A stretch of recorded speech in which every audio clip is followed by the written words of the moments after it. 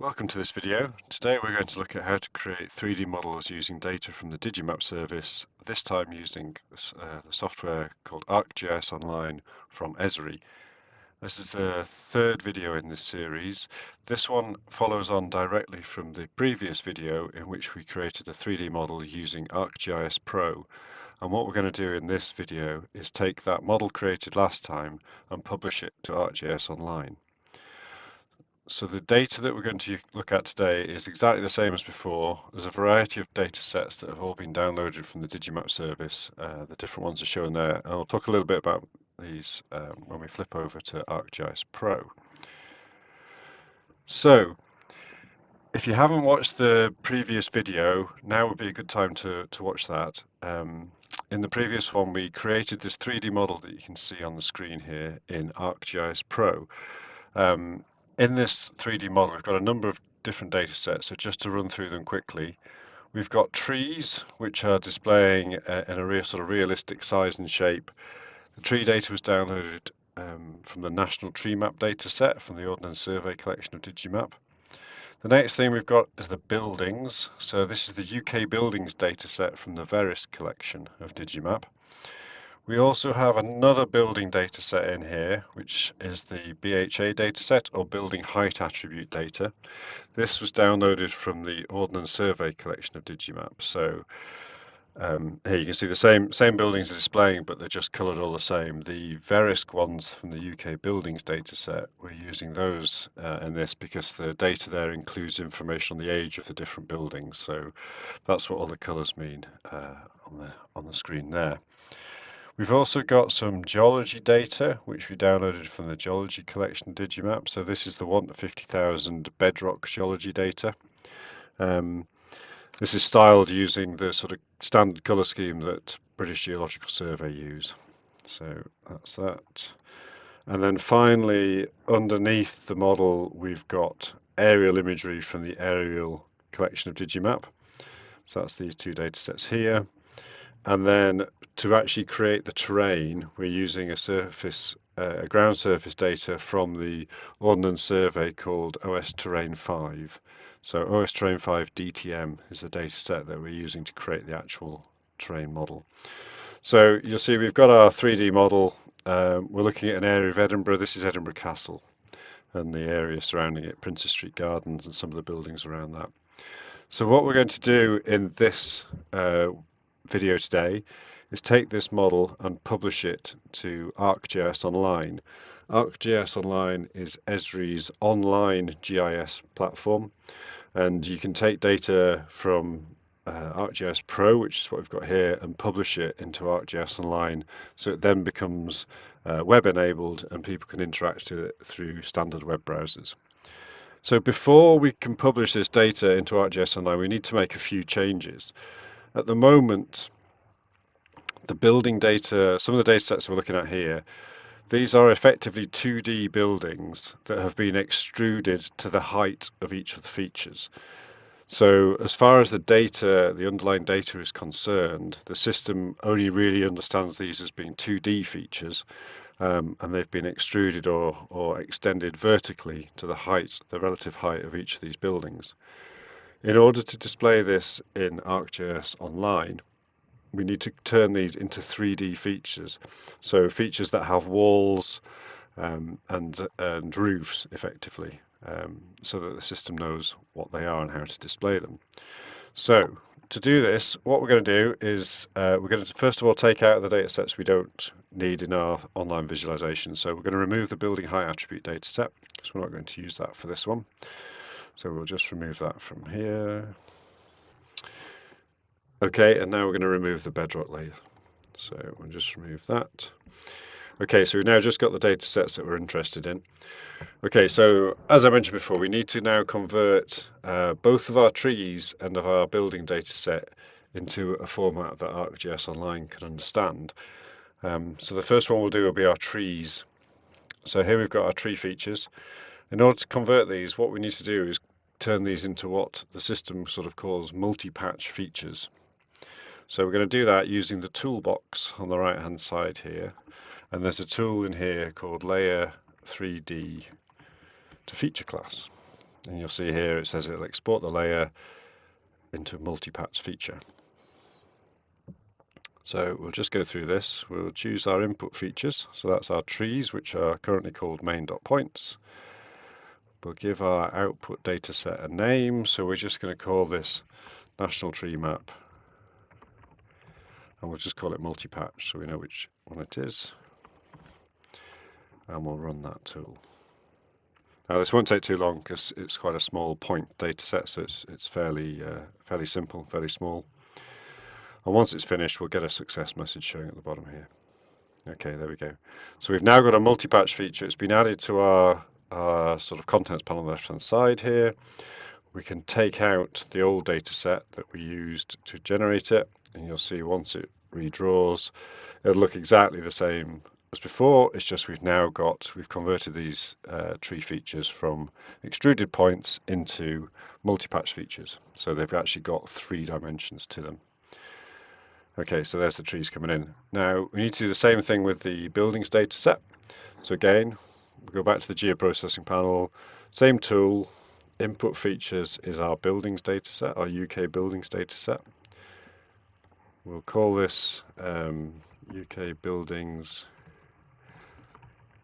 multi-patch, and then we'll run the tool. Now the buildings data set is much bigger than the tree data set, so it takes around 5 minutes to run. So rather than run this live, I've already created one which I'll just add into the project. So if I just go to my catalogue view, here's the UK buildings multi-patch, and I'll just add that to my current map.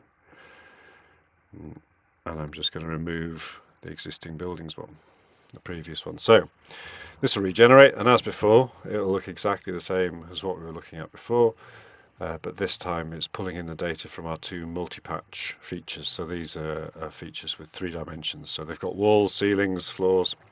It's all generated. So it looks exactly the same, but it's now in a format that ArcGIS Online can understand.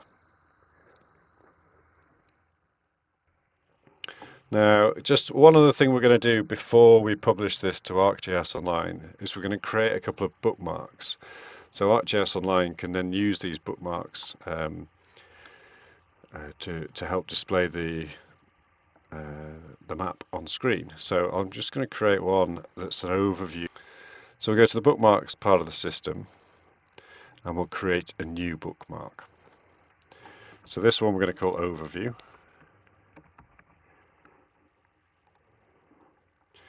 Now we're going to zoom in on this orange building here, which is a building from the sort of 60s, 70s period. Let me just zoom in, and we'll tilt the map a little bit so we can see the castle behind. Okay, so now I'm going to create a new bookmark at this location. So this is a building called AGOL House. So I'll call my bookmark that, and then I'm just going to zoom around to the back of Edinburgh Castle over here.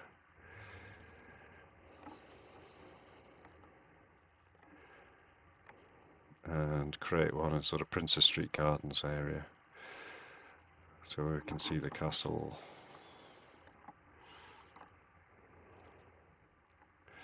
There we go. I'll create one here.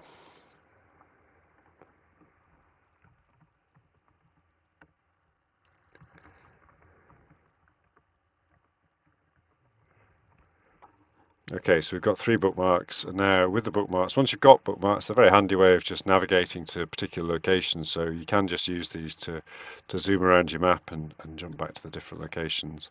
So I'm just going to go to the overview location, and we're going to share this project with ArcGIS Online. So before I do that, I'm just going to save it in case there's any problems, and we can go back to this point. And now to share this, we need to go to the share option on the toolbar at the top here. And you'll see on the share ribbon, in this area, we've got a share as web scene. So this will create a new web scene in our ArcGIS Online account. So if I click the share as web scene button, the panel on the right hand side here, the sharing panel will open, and we need to populate this and give this some information. So first of all, I'm just going to give it a name. So we're going to call this Edinburgh Castle. And we can give it a brief description.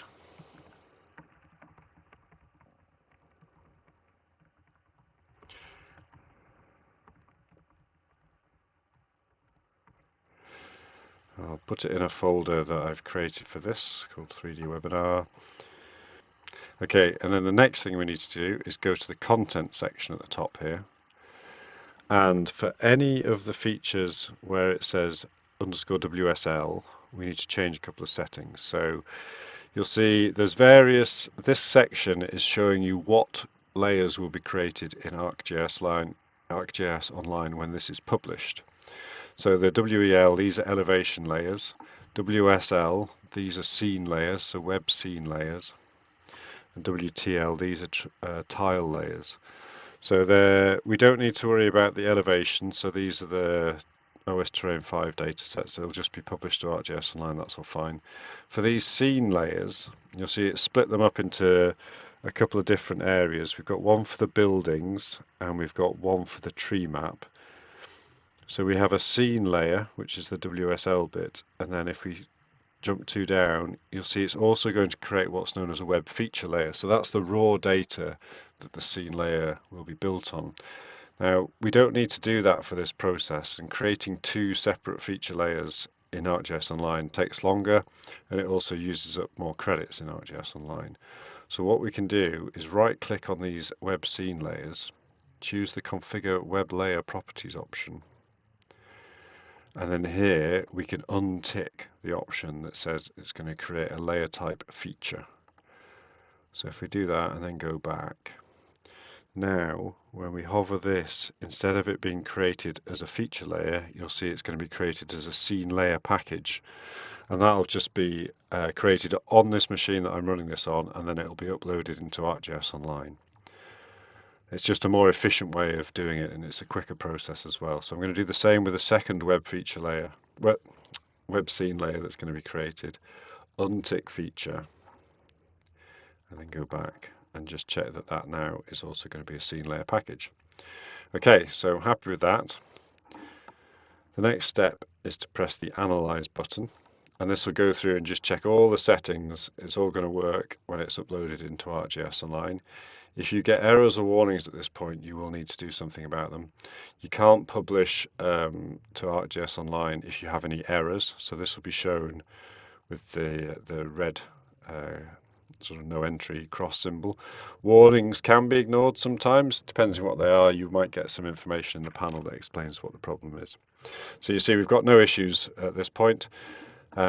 So the final part is to press the share button. Now again, I'm not going to press the share button just now because this process takes around 15 minutes for this scene to get published to ArcGIS Online. But what we have done is I've already published this so we can jump through to ArcGIS Online and see what it would look like. So here we go, I've got a web browser here. So this is showing me logged into my ArcGIS Online account. And this is the folder that I uploaded my content into if I press that share button. And the key thing that it's created here is the web scene. So it's created as what's called a web scene in ArcGIS Online with the name that I gave it. These other items in here are all the other layers that have been created as part of that. So these web scene layers, the elevation layers, and the tile layers. So these are the different components that make up our web scene, but the web scene is the main feature that we're interested in. So if we go into the 3 dots here, we can open our scene in what's called Scene Viewer. So if I just choose that, this will take us straight into the ArcGIS Online 3D environment, so the Scene Viewer environment. And you'll see it looks very similar to what we had in ArcGIS Pro. The main difference here, though, is you'll notice that the aerial imagery isn't displaying. Now, the reason for that, our aerial imagery is here, and it's this bottom layer in our panel on the right-hand side here that we can toggle on and off. The reason it's not displaying is because when it was published to ArcGIS Online, the system automatically put in some scale thresholds. So if I jump into the layer manager on the left-hand side here, this is the group that's got my 2 aerial images in. If we just go to the properties of that, you'll see it's set up a visibility range which is quite constrained. It's a very small range, and we're currently zoomed in a bit beyond that. What we can do is just expand that range so that the aerial imagery is shown at a wider range of scales. If we just hit done. And you'll see now our aerial imagery is displayed nicely. And if I zoom out, you see there it is. If we zoom out too far, then the aerial imagery will disappear. So it's gone. Okay, so there's our aerial imagery displaying. Now the layer names, I didn't change the layer names in our ArcGIS Pro project, but we can change them in here to make them more useful. So you'll see our aerial imagery group here doesn't have a very helpful name, so we can just rename this and just call this aerial imagery. And we can do the same with the other features, so we can rename our tree dataset and our buildings as well. And you'll see that the names that are added into this layer manager here are reflected in the layers panel that's displayed on the map. Individual layers can be turned on and off, so if you want to turn the buildings off, you can turn them off either through the layers panel on the left here, or using the little toggle, little checkbox on the map as well. Okay, so that's our basic scene. Now, because we've got our system now, all our data is loaded into ArcGIS Online, there's various things you can do with the data once it's in ArcGIS Online.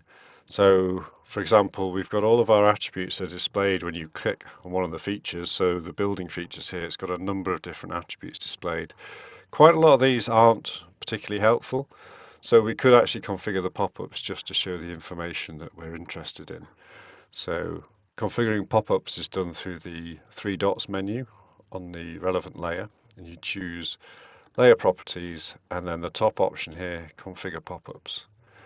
So for our buildings, rather than showing all of the attributes, we might just want to show the object ID, which is a sort of internal reference number, the height and the age. So what we can do, the title of our feature at the moment is set to this block number, which isn't particularly helpful. So we can change this, we can delete the block number out, and we can add in the object ID. And then in the field list underneath, we can select the fields we want to display. So rather than display them all, we can turn them all off and just keep height and age.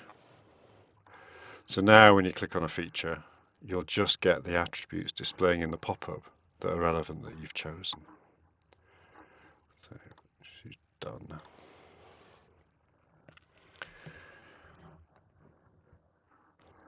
Okay, so that's the layer area. Now, if you remember in ArcGIS Pro, we set up bookmarks in our system. So we created 3 bookmarks, Overview, Argyle House, and Princess Street Gardens. And using these pop-ups, these bookmarks, you can quickly jump to the different bookmarks in the system, and you'll see it navigates very nicely, and it's a very smooth navigation between the different locations. So that's quite a nice feature. So the bookmarks come through into the system, and in ArcGIS Online, they're called slides. So the panel on the left-hand side here with a slide manager, this is where you can change the locations, you can capture new slides, adjust the order of them, and so forth. And they're displayed in this ribbon across the bottom here.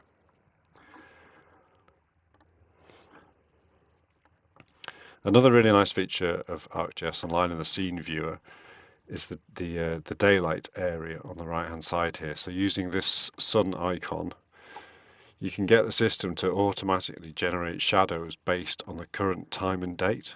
So here it's chosen the 15th of March. If we set this to today's date, which is January, and we can adjust the time, and you'll see as I slide the time slider earlier in the morning to later in the afternoon, you'll see the location of the shadows changes, and you can see what happens as it gets dark. So it's quite a nice thing if you're doing a development or planning an urban environment and you want to see how the a proposed development would have an impact on the light and shade of an area. This is a really nice way of visualizing it. And you can even, with this animation, you can play this. So if I just drag this to around 6 a.m. today and press the play button, you'll see how the light changes across the area. So if it's a nice clear day, these are the shadows and how the environment would appear. And as it gets towards the end of the day, they do a nice thing where they shade the Castle Rock. It goes a nice sort of sunsetty orangey colour as well, which is quite nice. Finally, one other tool I wanted to show is the measurement tools. So this scene tools button here, it looks like a spanner. If we expand this, there's a couple of tools in here that we can look at. We've got measurements and we've got profiles, are two that we're going to look at just now. So the measurement tool is quite nice. Um, it allows you to measure the distance between two areas. So you can measure in any direction, so vertically, horizontally. The system will allow you to do that. And you'll see as I move the mouse, it's quite nice. It shows what features intersect that horizontal plane. So as I move down Castle Rock here, you'll see where is horizontal from that particular location. It's shown by these white yellowy lines on the other buildings. So we can measure the size of a building. So here, if I click, you can see that this building is 95 meters long. So that's quite nice, and it also gives you the different angles for the different features there. So another tool we want to look at is this profile tool. So if I just zoom out a little bit, and I'm just going to flip this so that we are looking vertically down over the castle. Okay, what we can do with this tool is we can generate a profile. So we can click on the map here, and I'm just going to go across Edinburgh Castle into the sort of parade ground at the front here, and then just set off down the Royal Mile, just a few meters down here, and double click to finish that. And you'll see in the panel on the right hand side now, it's actually generated as a cross-sectional profile across this. So where I started, the ground level was around 56 meters, and then it got up to a peak of around 132 at the top of Edinburgh Castle Rock, and then as it goes down the Royal Mile to the right hand side here, it starts to drop down. So this is quite a nice tool, and if we just pan the map, so we're looking at a more horizontal perspective, you can see how it's superimposed the line onto the terrain, onto the map there. So this is the actual terrain surface. Where it's intersected buildings, where my cross-section line intersected a building, that's what these pinky coloured lines are, and you can see them on the chart on the right hand side here, of these pink areas. So this is where it's intersected buildings. So these are the layers that we've got in our map. So you can turn these on and off. It's all interactive. And the two things link together as well, which is very nice. So you can see where we are, both on the map and on the cross section on the right hand side here.